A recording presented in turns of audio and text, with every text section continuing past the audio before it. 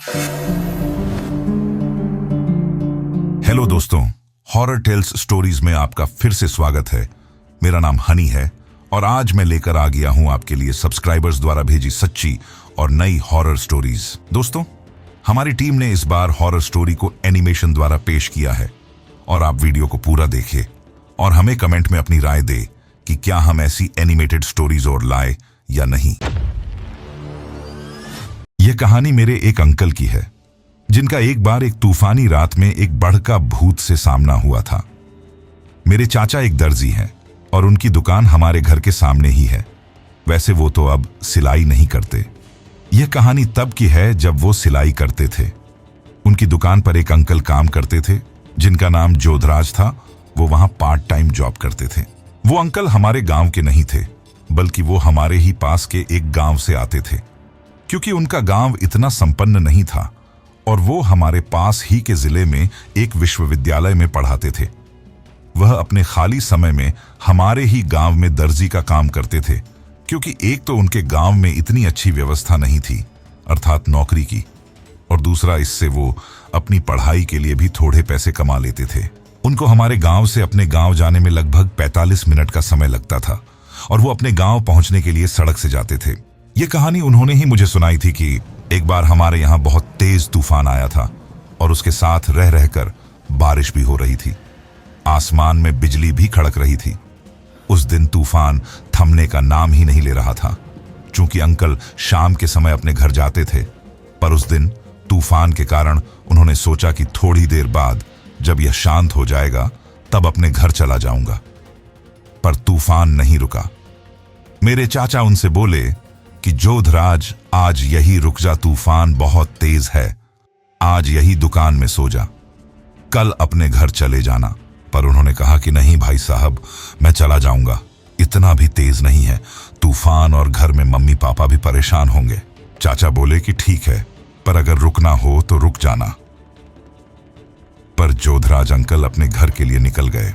उनके निकलते ही तूफान और तेज हो गया और बहुत तेज पर रुक रुक कर बरसात भी हो रही थी। कहीं दूर जंगल में सियारों की आवाजें आ रही थी।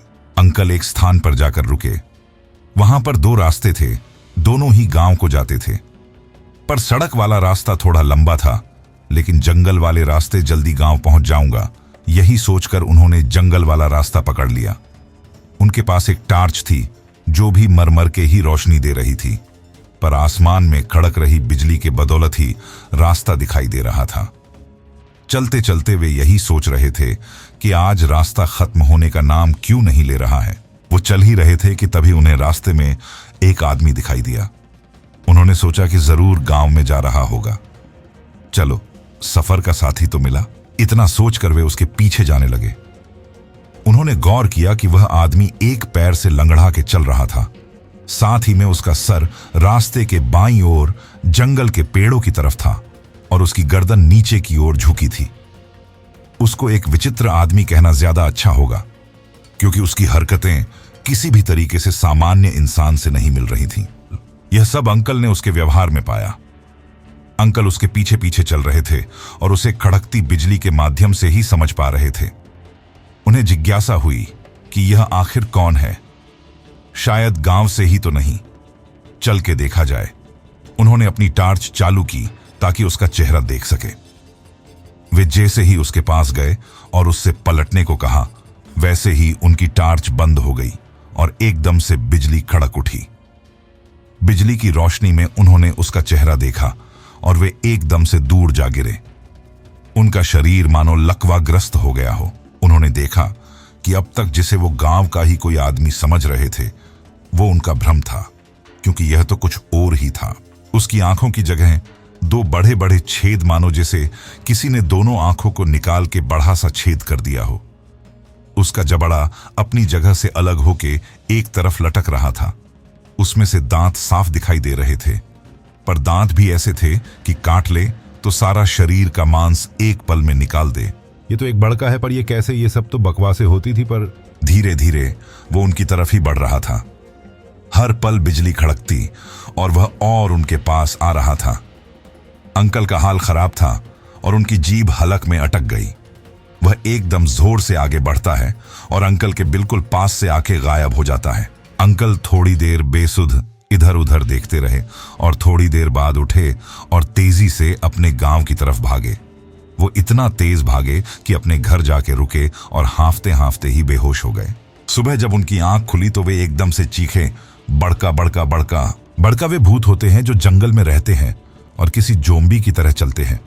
एक बार कोई इन्हें देख ले तो ये उसे जिंदा नहीं छोड़ते हैं। ये अपने को देखने वाले के शरीर को चीर फाड़ करके रख देते हैं और उसे हड्डी सहित खा जाते हैं। ये बात उन्होंने मुझे बताई तो मैं भी बहुत डर गया था। उसके बाद उन्होंने कभी भी उस जंगल का रास्ता नहीं छूना और अब वो उस गांव में भी नहीं रहते हैं क्योंकि उनकी एक बहुत अच्छी जॉब लग गई है। उस दिन जोधराज अंकल कैसे जिंदा बचे ये तो वो भी नहीं जानते हैं, पर शायद उन्हें उनके कुल देवता ने ही बचाया है क्योंकि वे हमेशा ही अपने पास उनकी माला रखते हैं। तो दोस्तों, आपको मेरी ये वीडियो कैसी लगी आप हमें कमेंट करके जरूर बताएं। और अगर आपको भी अपना कोई एक्सपीरियंस हमारे साथ शेयर करना हो तो डिस्क्रिप्शन में दिए गए हमारे व्हाट्सएप नंबर या हमारे Instagram account horror tales stories पर भेज सकते हैं। और हाँ दोस्तों, हमारी वीडियो को लाइक शेयर करें जिससे हमें मोटिवेशन मिलती है। और ऐसी और कहानियों के लिए हमारा चैनल हॉरर टेल्स स्टोरीज को सब्सक्राइब करें। धन्यवाद।